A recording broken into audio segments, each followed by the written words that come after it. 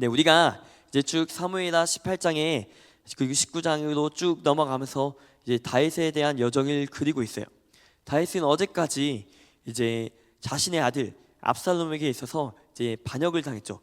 반역을 당해서 이제 도망할 수밖에 없는 신세가 됐고, 이제 어제 이제 말씀을 통해서 우리는 이제 압살롬의 죽음과 그를 슬퍼하는 이제 다윗의 모습을 통해서 이제 예수님의 모습까지도 우리는 살펴보았습니다. 이제 잠깐 우리 어제 말씀을 하나 살펴볼 건데, 우리 18장 33절의 말씀 우리 함께 선포하도록 하겠습니다. 시작. 왕의 마음이 심히 아파 문 위층으로 올라가서 오니라. 그가 올라갈 때에 말하기를 내 아들 압살롬아, 내 아들 압살롬아, 차라리 내가 너를 대신하여 죽었더면 압살롬 내 아들아 하였더라. 네, 아멘. 네, 지금 아까 이제 개역개정 버전으로 나온 것 같은데, 이제 우리말 성경을 제가 잠깐 읽어드리면, 이제 마음이 너무 아파서 성문 위쪽 방으로 올라가 심히 통곡했던 이제 다윗의 모습을 보게 됩니다. 이제 내 아들 압살롬아 하면서 이제 통곡하는 모습이 18장 전역에 이제 담겨 있었고, 이제 오늘 함께 읽을 이제 말씀에도 이제 초반부에 담겨 있습니다. 다윗은 제가 생각할 때는 품을 수 없었던 자들을 향해서 울었다라고 생각합니다. 이제 물론 이제 자신의 아들이었지만 그는 이제 반역을 했었던 자이죠. 품을 수 없었던 그 자리를 향해서 울었던 그 다윗의 모습에 이제 집중하게 되었습니다. 다윗의 아들 압살롬은 이제 분명히 이제 아버지 다윗을 죽이려고 했어요. 그러나 이제 다윗은 끝까지 이제 아들로 품고자 했고, 이제 끝까지 기다리고자 했고, 또한 이제 그 장군들에게 좀 너그러기 좀 대달라라고 이게 말할 정도로 이제 압살롬을 기다려주고 품어주려고 했었던 그런 다윗의 모습을 우리는 보게 됩니다. 그의 죽음을 통하여 이제 애곡하고 이제 애통하는 모습을 보면서 우리는 그 예수님의 사랑을 이제 어제 그리고 오늘도 보게 될 것입니다. 우리는 본질상 하나님을 대적하는 자들이었어요. 하나님을 멀리하고 하나님의 아들을 거역하고, 또한 우리가 예수님을 십자가에 못 박은 자들이었습니다. 그러나 예수님은 우리를 살리시기 위해 스스로 이제 자발적으로 이제 십자가에 지시게 됩니다. 계속해서 거절하죠. 이제 어쩌면 오늘날 예수님을 믿고 있는 우리조차 하나님의 그 은혜를 거절한 채 우리가 좀 더 잘 살겠다고, 우리가 좀 더 만족을 누리겠다고 여전히 그 십자가 하나님의 그 사랑을 외면하는 걸지도 모르겠습니다. 그러나 계속해서 거절하는 우리를 감사하게도 예수님께서는, 또한 하나님께서는 끝까지 당신의 자녀로 삼아 주신 것입니다. 다윗이 압살롬을 보면서 울부짖었던 그 마음은요, 장차 오실 예수 그리스도의 그림자인 것 같습니다. 이 은혜를 받은 우리가 이제 어떻게 살아가야 되는지 우리 어제 말씀을 통해 보았고, 이제 오늘도 이제 살펴볼 것입니다. 구원의 은혜를 다들 누렸죠.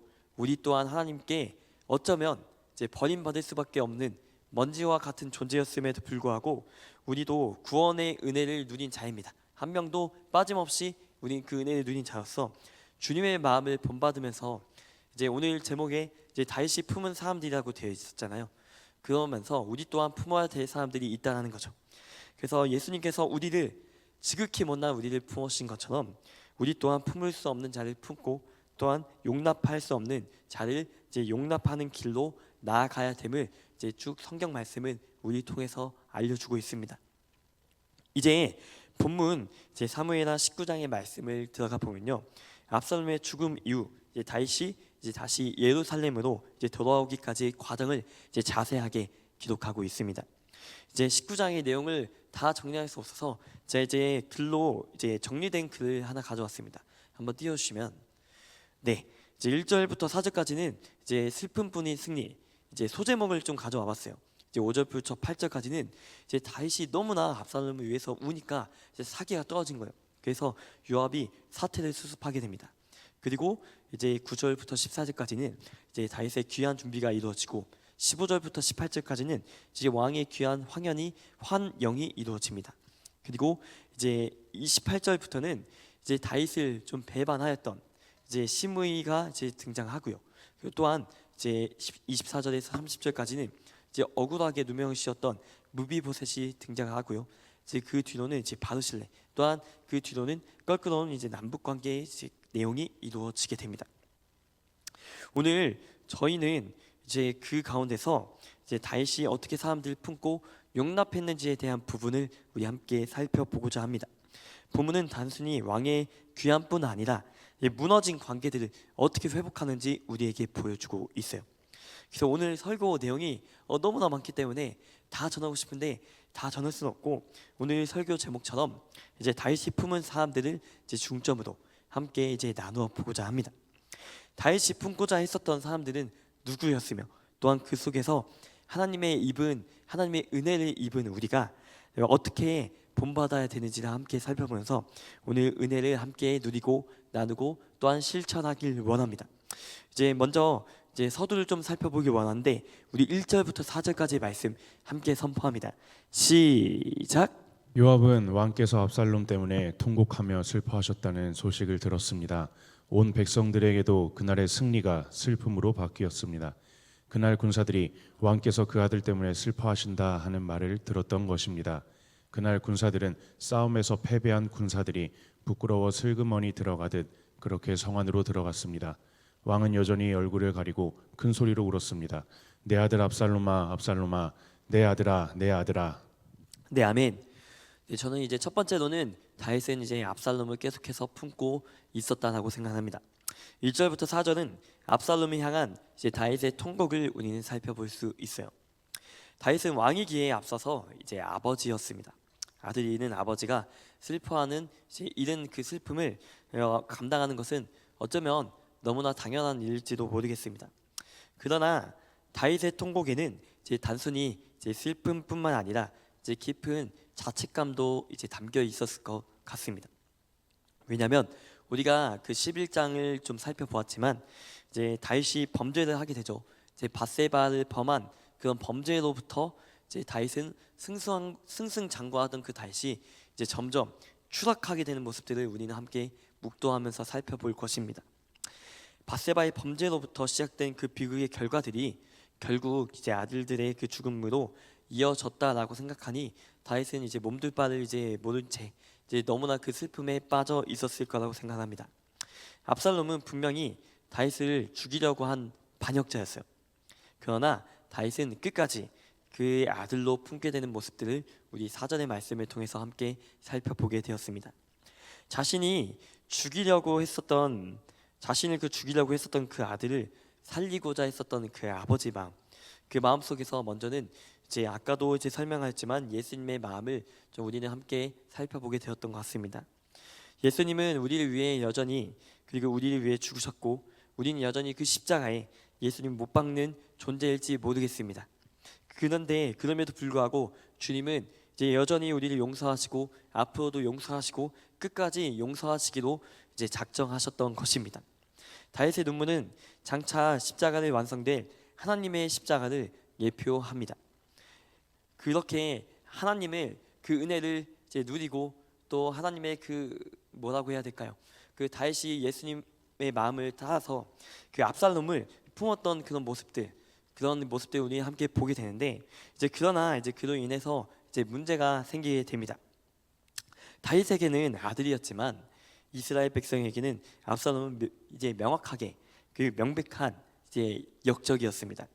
왕은 승리를 주신 하나님께 감사하면서 공동체와 함께 기뻐하는 모습을 보였어야만 했는데, 그러나 다윗이 아들을 사랑했던 과도한 그 슬픔은 그날의 승리를 오히려 슬픔으로 바꾸어 버리게 되었음이 또한 기록이 되어 있어요. 그 결과가 무엇입니까? 2절에 보니 군인들이 성 안으로 들어오면서 기뻐하지 못하고 마치 패전한 군사들처럼 부끄러워서 고개를 푹 숙이고 들어왔다고 기록하고 있습니다. 사실 요압과 군사들은 매우 불리한 상황 속에서 용감하게 잘 싸워서 기적적인 승리를 거두게 되었죠. 그러나 왕의 그 태도 하나로 그들은 패잔병이 되어 버렸던 것입니다. 다윗의 통곡 소리는요, 군사들의 마음을 무너지게 했고 자신들의 헌신과 충성이 오히려 수치가 된 듯 느껴졌을 것입니다. 이 소식을 요압에게도 들렸고 요압은 다윗을 찾아가 단호하게 항의하며 세 가지를 지적하게 됩니다. 첫 번째, 이제 왕은 지금 군사들을 이제 부끄럽게 만들고 있다라고 이제 말하고 있습니다.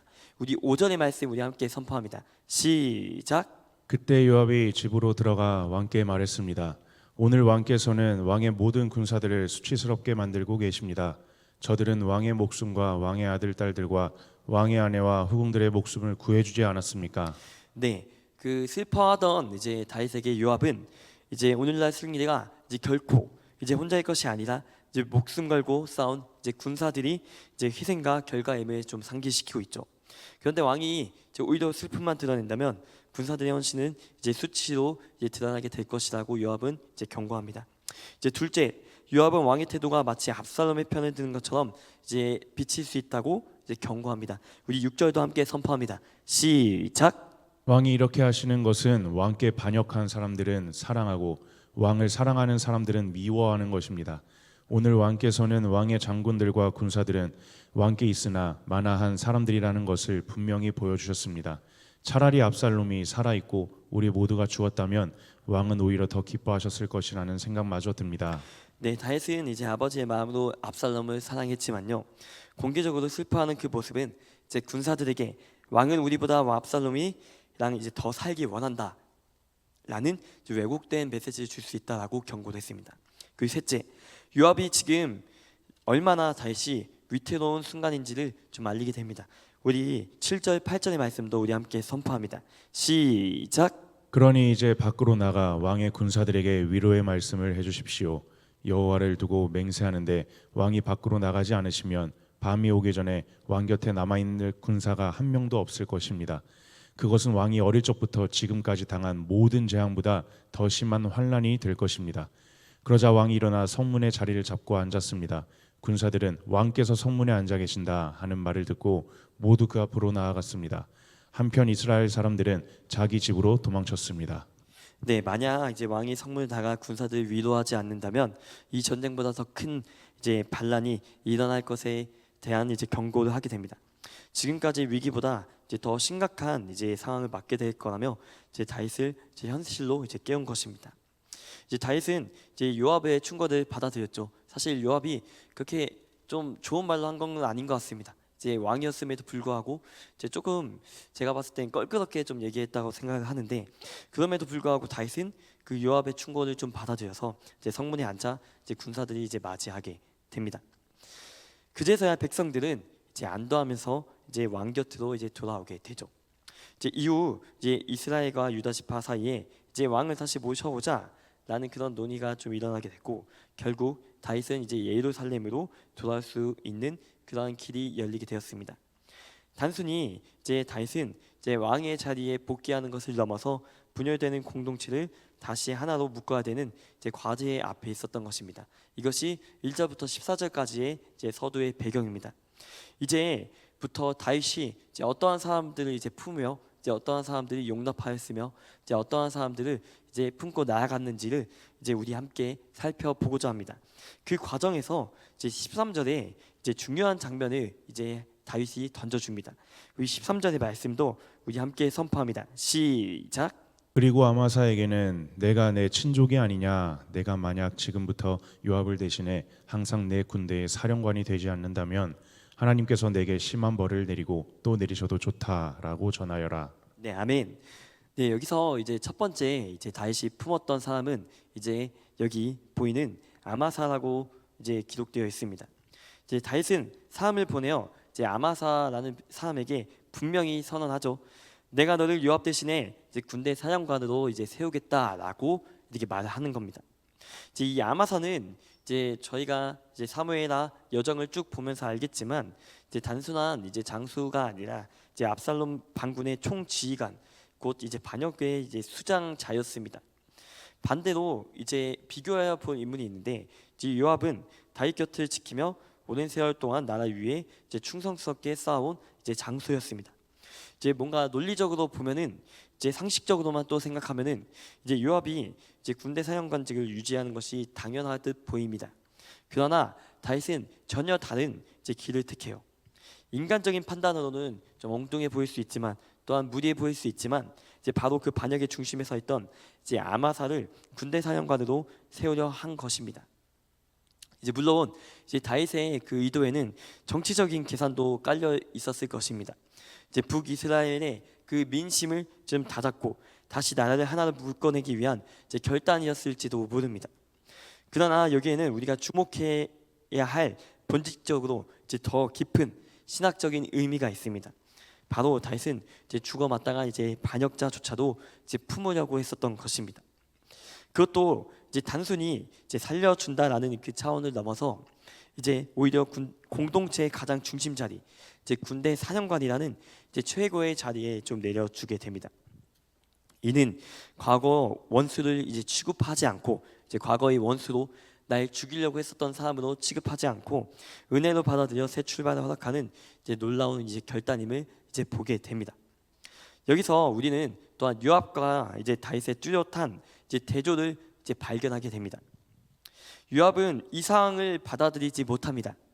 자신이 당연히 누려야 될 그 자리를 빼앗기는 것을 보면서 이제 그의 마음속에는 질투와 시기심이 이제 자리 잡게 됩니다. 결국 이제 다음 그 장에 나오겠지만 그는 이제 기회를 엿보다가 이제 아마사를 이제 죽이게 되고 말죠. 요압의 길은 이제 은혜의 길이 아니라 경쟁자들을 이제 제거하는 그런 길을 걷게 돼요.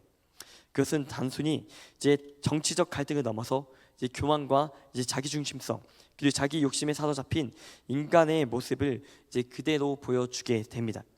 사랑하는 성도 여러분, 우리는 이 대조 속에서 이제 분명한 이제 교훈을 얻게 돼요. 뭐냐면 이제 다윗은 이제 반역자를 품었지만 이제 요압은 경쟁자를 이제 죽이게 됩니다. 다윗은 은혜와 용납의 길을 이제 걸어가게 되지만 요압은 시기와 파괴의 길을 이제 걸어가게 됩니다. 이 차이가 결국 하나님과 그 사람과 이제 자기의 삶의 그 길을 나누는 이제 분기점이 되는 것입니다. 그리고 이것이 곧 하나님의 은혜의 방식이기도 합니다. 이 말씀을 통해서 이제 우리의 모습을 비추어 볼 수 있는 것 같습니다. 사실 우리도 하나님 앞에서 이제 어쩌면 반역자였습니다. 그리고 성경은 우리를 본질상 진노의 자녀라고 이제 기록합니다. 이제 하나님의 뜻을 거스르고 그리고 내 뜻대로 살려고 했었던 것이 바로 우리입니다.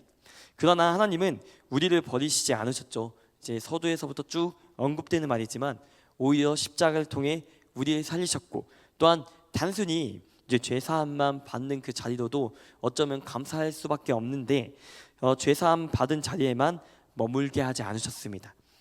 뭐냐면 하나님의 자녀다라는 새로운 신분을 주셨고 또한 그리스도의 몸된 교회 안에서 이제 귀한 지체로 우리를 세워주셨다라는 것입니다. 그렇다면 우리는 그 받은 은혜를 이제 어떻게 흘려보내야 되겠습니까? 내 마음에 어쩌면 우리가 살아가면서 걸리는 사람이 있을 수 있겠죠. 그리고 나를 힘들게 했던 사람들이 있을 수도 있습니다. 그리고 심지어 나를 대적한 사람들까지도 주님의 마음으로 품을 수 있어야 됩니다. 그들 공동체 한 부분으로 회복시키고 은혜의 자리를 불러들이는 것이 바로 은혜를 입은 이제 자의 삶입니다.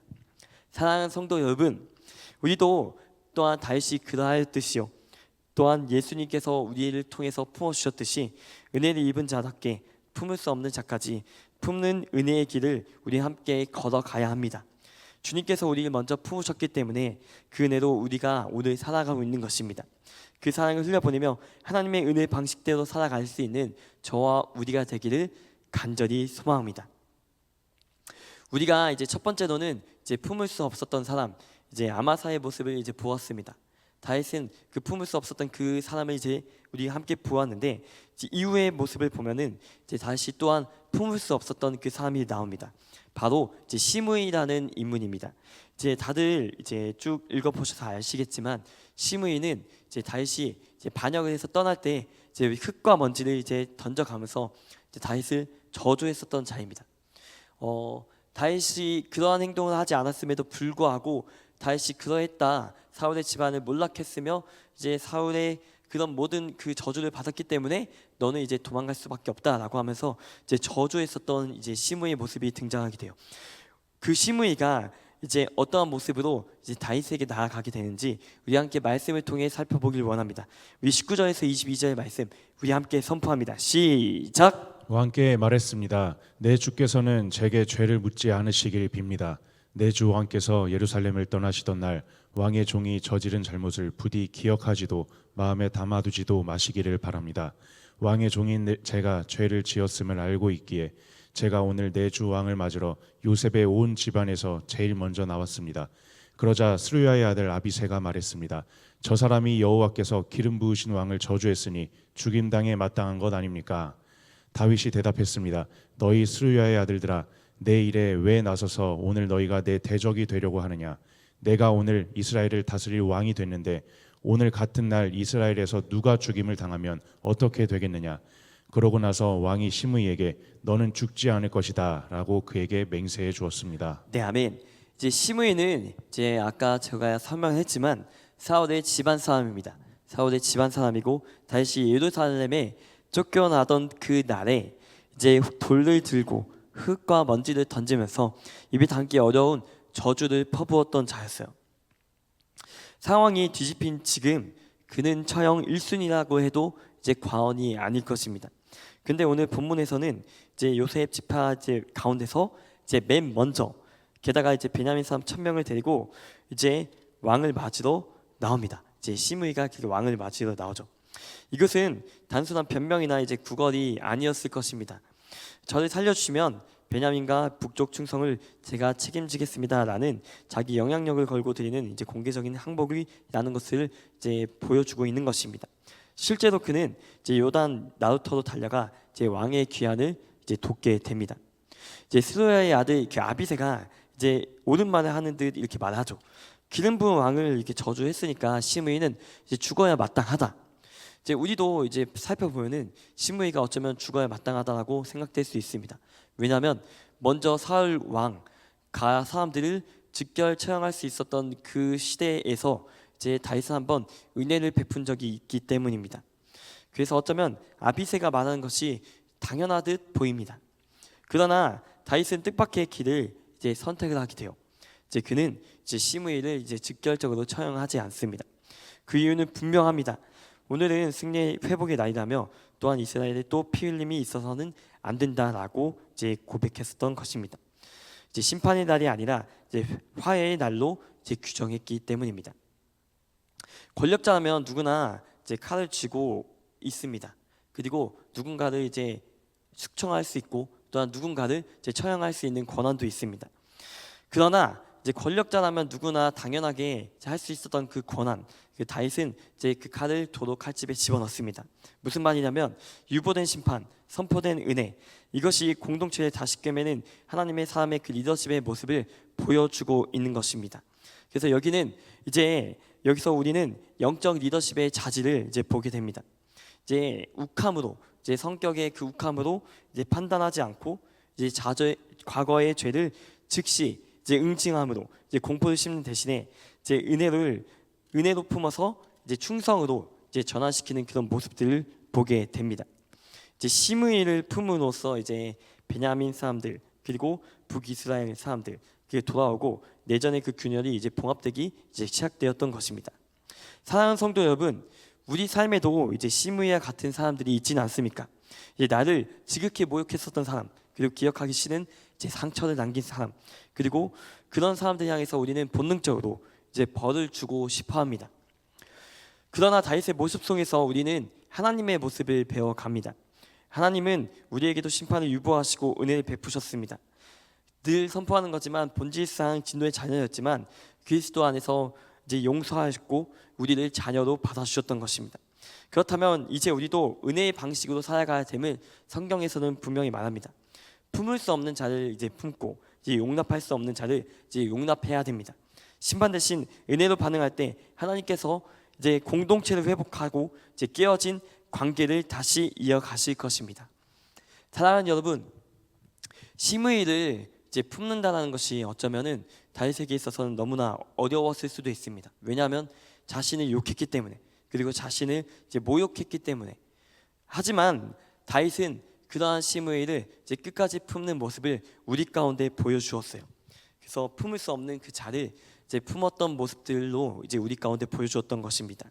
사랑하는 여러분, 은혜의 방식으로 품을 수 없는 자를 품음으로 하나님의 사랑을 이제 경험할 수 있는, 또 하나님의 사랑을 실천할 수 있는, 이제 다윗이 그러했듯이 또한 예수님께서 우리에게 그러하였듯이 우리 또한 하나님의 사랑을 전달할 수 있는 우리 모두가 되기를 주님의 이름으로 간절히 소망합니다.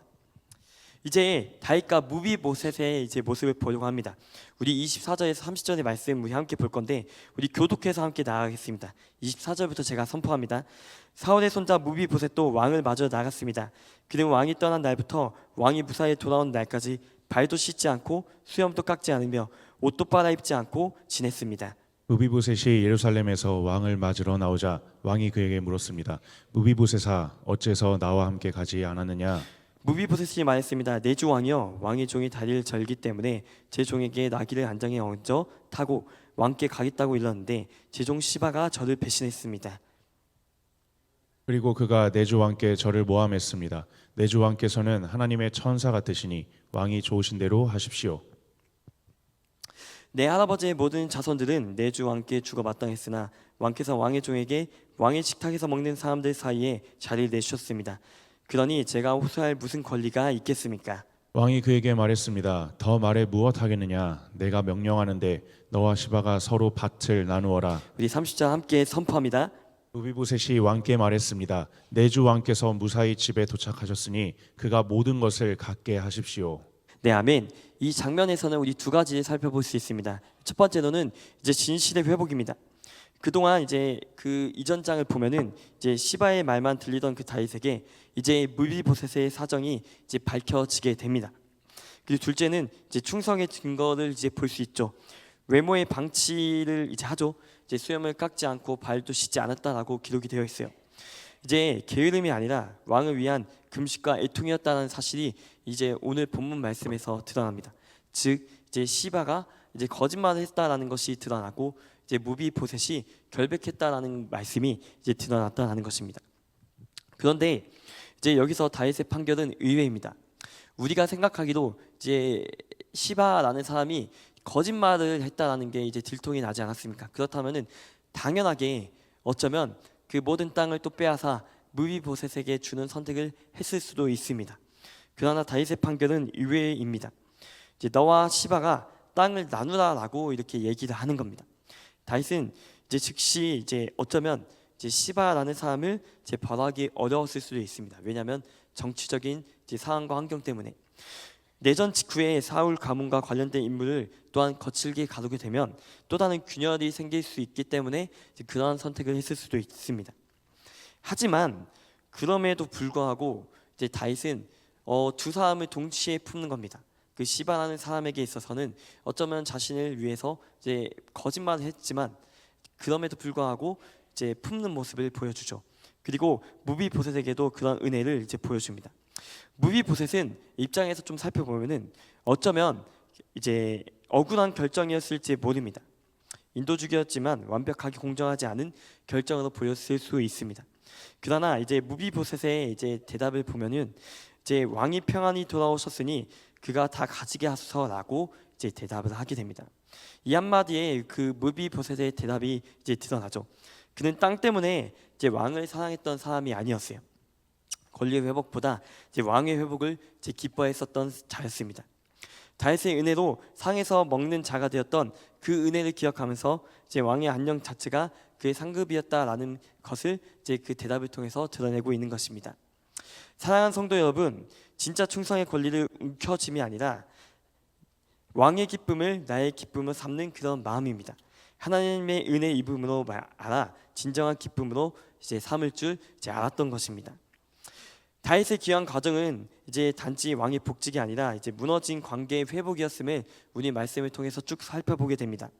시므이에게서 우리는 유보된 심판으로 평화를 만드는 그 은혜를 우리는 보았고, 무비보셋에게서 우리는 권리를 내려놓고 왕을 기뻐하는 충성을 우리는 함께 살펴보게 되었습니다. 그리고 우리는 앞서 살펴본 이제 아마사 사건에서 다윗이 반역의 수장까지 품어 공동체의 그 중심에 그 세우려는 결단까지 우리는 보게 되었습니다. 사랑하는 성도 여러분, 제가 전하고 싶었던 건 이겁니다. 바로 이제 궁극적으로 이제 다윗이 했었던 방식은 하나님의 방식이었다라는 것입니다. 우리는 또한 본질상 진노의 자녀였습니다. 또한 반역자의 길을 걸었으나 주님께서는 우리를 버리시지 않고 이제 십자가로 품으셨습니다.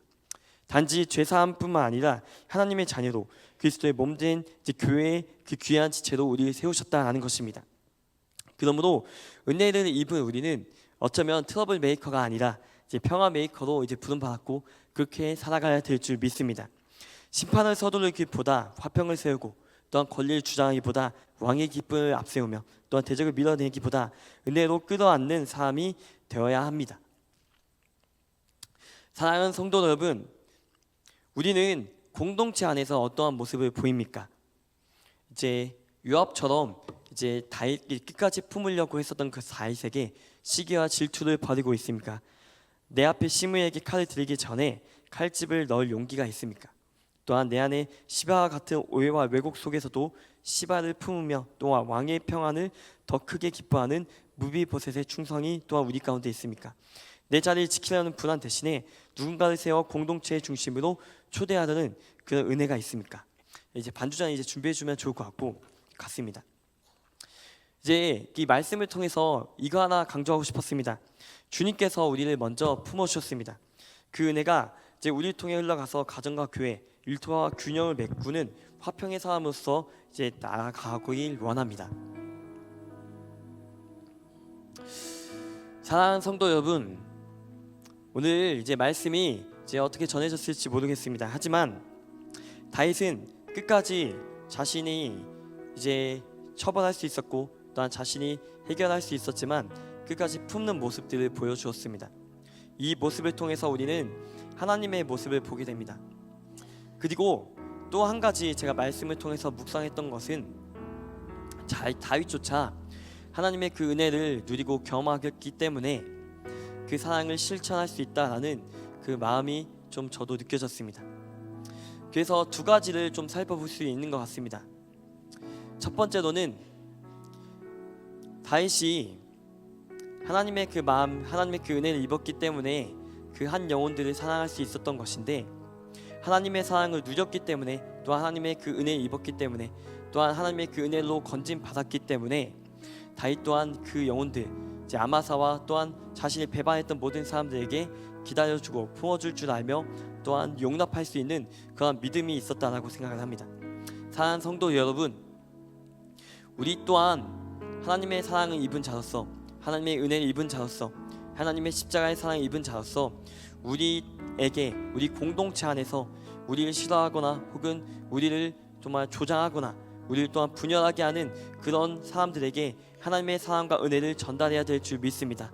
그러므로 용납할 수 없었던 그 자까지 용납하면서 나아갈 수 있는 우리 모두가 되기를 간절히 소망합니다.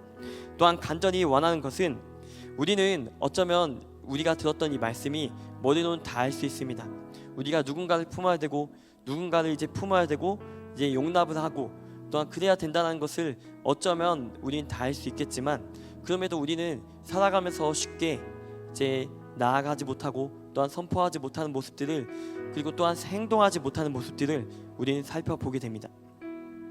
그럼으로써 우리는 날마다 하나님의 은혜를 간구해야 됩니다. 성령의 은혜를 구해야 합니다. 예수님께서 그하셨듯이 우리 또한 품을 줄 아는 자가 되기까지 우리 또한 하나님께 매달릴 줄 알아야 됩니다.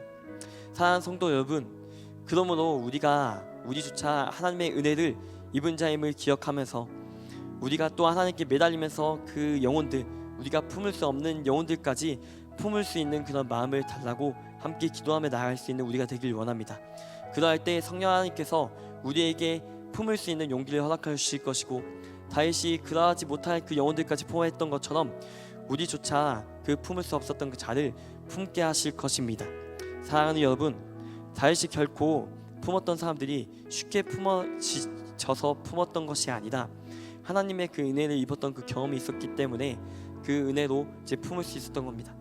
우리조차 이제 예수님의 그 사랑과 은혜를 입었으니, 또한 우리조차 예수님의 그 십자가의 그 은혜를 입었으니, 우리조차 맡겨진 영혼들, 또한 우리를 혹여나 그 공동체에서 괴롭히는 그 영혼들이 있다면, 또한 예수님을 믿는다는 이유로 핍박하는 영혼들이 있다면 그 영혼을 끝까지 품고 기다리고 나아갈 줄 아는 우리가 되길 원합니다.